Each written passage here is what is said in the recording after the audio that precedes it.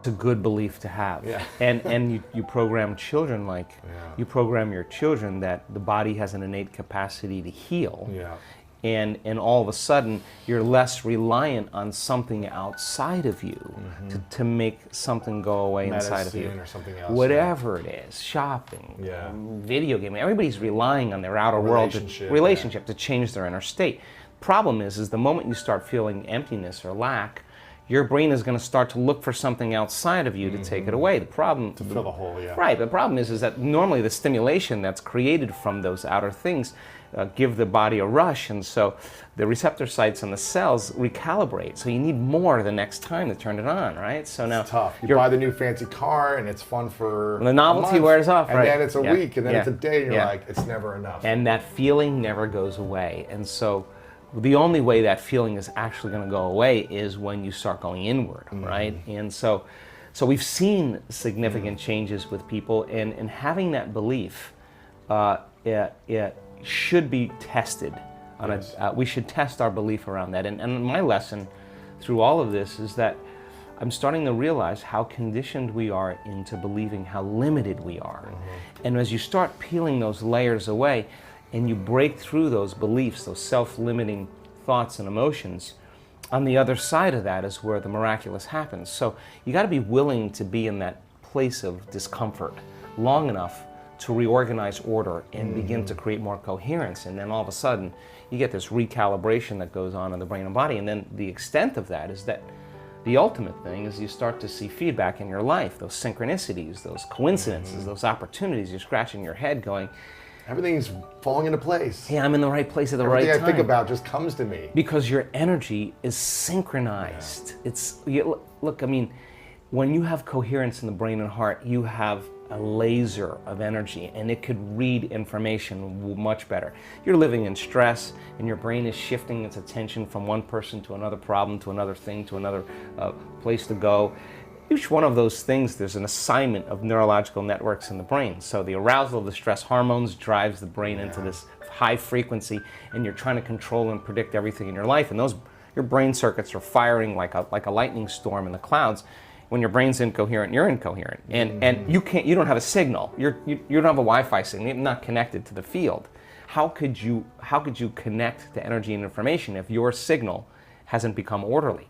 So that when people synchronize their energy into coherence, they can synchronize to a possibility in the future. And the synchronicities that are feedback from the environment are just a reflection of your energy. And that's the universe saying, follow the breadcrumbs, do it again, follow it again, do it again. And now all of a sudden the person's not waking up in the morning like, oh, I gotta meditate now to create my future. They're kind of going like, I'm getting out of bed because I don't want the magic to end, right? They want to sustain that state so that the old reality that they've lived in begins to transform into something new, and because there's no longer a vibrational match with everyone and everything in their past, present reality, there's a vibrational match to their future, and now their future is starting to give them signals. What's more powerful than our thoughts or our emotions? And do our emotions change our thoughts, or do our thoughts change our emotions? Yeah, the answer is yes. The answer is both. I mean, thoughts to me produce an electrical charge in the quantum field, and feelings produce a magnetic charge in the quantum field. Thoughts produce a what? An electrical charge. Okay. And feelings produce a magnetic charge. And how you think and how you feel broadcasts an electromagnetic signature that influences every single atom in your life. The thought sends the signal out. Now think about this. And the feeling draws the event back. So you could have the intent that you want wealth, you want health, you want success. That's your intent, that's your thought. But if you're waiting for the experience to happen to feel it, then you're not drawing the experience to you because you're not feeling the emotion, right?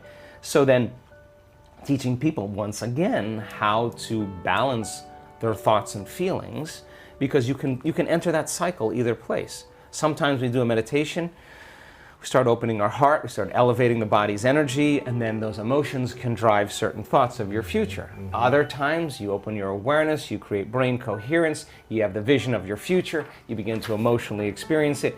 However you want to jump on that cycle, and then sustain it. Because the longer you're conscious of that energy, the more you're drawing your future to you. So then most people spend their lives, right? We live in this realm called space-time, three-dimensional reality, and you move your body through space. In three-dimensional reality, it takes time. Yeah. So everything, all your goals, all your dreams, all your visions, you're going to have to get your body up and drag it through space every day to pay off that, that home that's in your future, right? Right.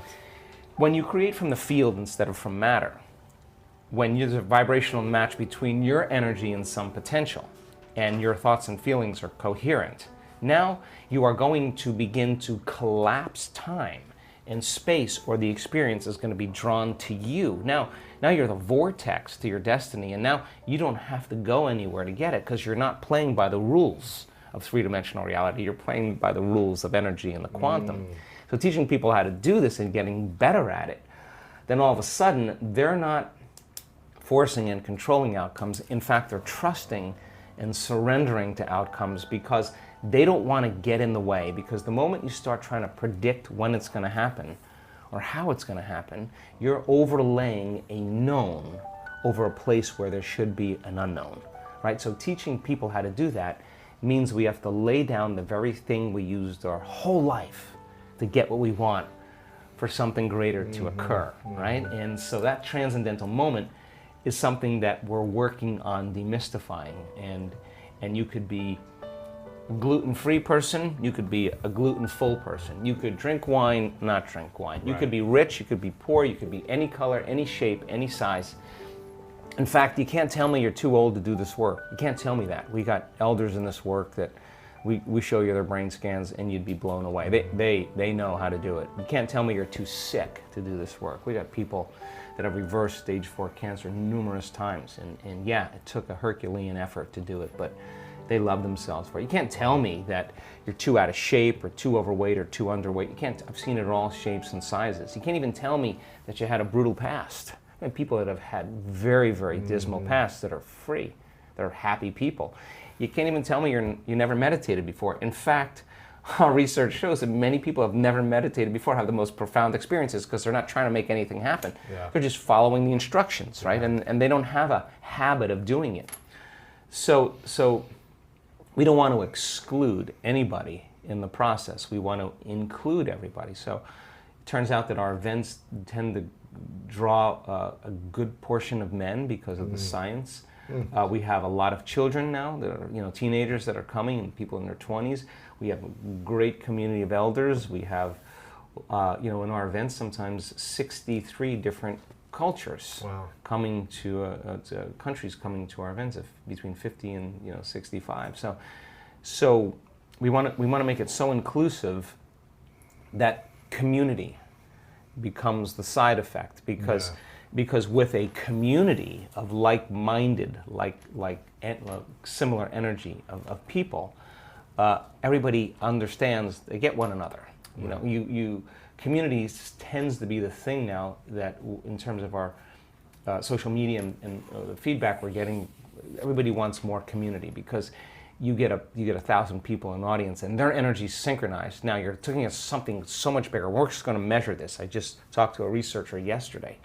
We're going to measure 1,000 people when they reach that synchronized moment, when we know that the entire social coherence in the room is orderly. Then if you're producing a ambient, coherent magnetic field in your heart, and you're tuning into a thought or an intent, and you got 1,000 people doing that, and your energy is going to start interfering and commingling with the person who's next to you. When that energy starts to synchronize, it's going to produce a bigger wave. The higher the amplitude, the higher the wave, the more energy there is. So now you have one mind and one heart. And now when it comes to healing others, and we've done the research on this now, and we're collecting the data, that we're teaching people how to administer a change in energy in the person that's laying there. Because it's not matter that emits a field. That's the wrong way to think about it. It's the field that creates matter. You change the field, you change matter. It's not your job to change the tumor. The tumor is the illusion. It's the pattern in the field that has to be changed. So once people start reversing this, then you start seeing tumors disappearing. You start seeing blind people seeing, deaf people hearing. You start seeing people with Parkinson's disease switch on. I mean, you start seeing stage 4 cancer is reversing because now you're swimming upstream. You're going to the headwaters and making that change. So pushing the envelope and then seeing that in a community, when a community is synchronized towards the second half of a week-long event, I mean, as I said before we started the show, I'm more surprised than anybody when we witness some of these things. It's crazy. What is we talked about, I heard you say consciousness a couple of times. What's the difference between mindset and consciousness? To me, consciousness is awareness. Awareness is paying attention and noticing. And so 95% of who we are by the time we're 35 years old is a set of unconscious automatic programs that we've just practiced so many times that we're not consciously thinking about those. So in order for you to change, to answer the initial question that you asked, the first step is you got to become conscious of your unconscious thoughts. And you got to start looking at those hardwired thoughts that you think every day that are just circuits that have been fired and wired together. How do we do that? Should we write a list at the end of the day, or what are the most common thoughts we had that day? Like, how does someone become aware of You don't have thoughts? to do that. You just have to sit down, close your eyes, and not move. And then you'll start seeing. What am I thinking about right now? Yeah, and all you want to do is observe the thought, because when you begin to observe that thought, you're no longer the program now. You're the consciousness observing the program, and you're starting to pull out of the program. Thinking about the thinking. Yeah, who's doing the thinking of the thinking about the thinking? That's who you are when you're not the program. Right. That's awareness, right? Yeah, yeah. You got to become aware of how you speak, how you act, become so conscious, so aware of it that you won't go unconscious and let that thought or that behavior run you. You got to say, oh my God, this feeling that I've been living by for the last 20 years is actually guilt. I didn't know it was guilt because it just feels like me. And all of a sudden, as you start becoming conscious of it, you're beginning to objectify your subjective self. You're pulling out of those programs, and nobody likes to do that because it's uncomfortable. They'd rather turn on their cell phone, start texting, get on the internet, watch TV to distract them from that moment. And that is what they have to move through in order to get to their own personal freedom. So the first step is becoming conscious. And meditation means to become familiar with, to become conscious of, to become so conscious of your unconscious self that you won't go unconscious to any thought, any behavior or emotion. And get ready, because it takes a tremendous amount of energy to do that, and awareness to stay conscious. And so we fall from grace. Yeah. Fine, you're awake, you got another day, let's go again. How often do you fall? Oh my gosh, I mean, how many times have I done it? Thousands, but I'm not going to give up, because the moments in which I do connect, or the moments that I do have that transcendental experience, what matters the most after it, when I have that transcendental moment, I look back at all of those difficult meditations, those difficult days. And those are the ones you remember. You don't remember the good meditations. You remember the ones where you came up against yourself and you went a little further. And you said, I'm going to go a little further, I'm going to go a little further. Or you had a rough day and you just went in and you at the end of the day, you surrender and you have the classic, oh my God moment. There's no linear correlation. It's just whether you're willing to live in creation instead of living in survival. And so you get better at it. We just get better at it. And for me, staying conscious and staying aware and staying present is an art, because you know when someone's present with you in your life because they're paying attention to you. You know when they're not present with you because they're not paying attention to you. So imagine this field of information, this intelligence that lives within you and I, that's governing everything material in this world. It's a self-organizing intelligence. You have access to it, so you better get present with it as well as you can get present with anything else. And just because you can't see it doesn't mean it doesn't exist. Right. That realm you can't experience with your senses. You can only experience with your awareness. So then people have to take their attention off their bodies and go from a somebody to a nobody. Take their attention off the people in their life and go from that they identify with, and go from a someone to a no one. take their attention off the things in their life, their cell phone, their computer, their car, and go from something to nothing. Take their attention off where they sleep, where they work, where they're sitting, and go from somewhere to nowhere. Take their attention off the predictable future and the familiar past and time, and go from some time to no time. And now if you're taking all of your attention off of everything material in this three-dimensional reality, now there's only one other thing that's left. And that means you're in awareness, your consciousness. And now that is the bridge, that is the door to the quantum field. And you can't enter the quantum field as a somebody. So if someone has spent their whole life working on having the perfect body, or so much so they have so much attention on their pain, where you place your attention is where you place your energy, it's going to take some work for them to take all of their attention off their body, right? Because they'll do it and then they'll go back, let's see if the pain's still there. Oh, the pain's still there. So it's a little bit of a waltz in the beginning, but as people start applying this, you start getting better at it. As an example, we had Bond University, university in Australia on the Gold Coast. Senior researcher took the large majority of my brain scans, and she had them analyzed by her graduate students, and they statistically looked at everything. One of the most startling things for the research team was our community's ability to get to that point where there's nobody, no one, no thing, nowhere, no time. And I'm talking 4 seconds. I'm talking 5 seconds. I'm talking 9 seconds. Just give me a second. I know how to do this. They've practiced it enough times that the creative moment is when you get beyond yourself, when you dissociate from everything known in your material world. Turns out when you do that and you start changing your brainwaves slow down into alpha and theta, you're suppressing the memory bank of the known self that keeps you plugged into three-dimensional reality. When you quiet down this mechanism, now all of a sudden you start connecting to that field. And when you can stay conscious in those subconscious realms, when you can literally regulate and change brainwaves, now you're in the operating system where you can make those significant changes. So we now know that when people apply the formula and they do that properly, now they're walking through that door where they're ready to create from. In other words, you can't create from the known.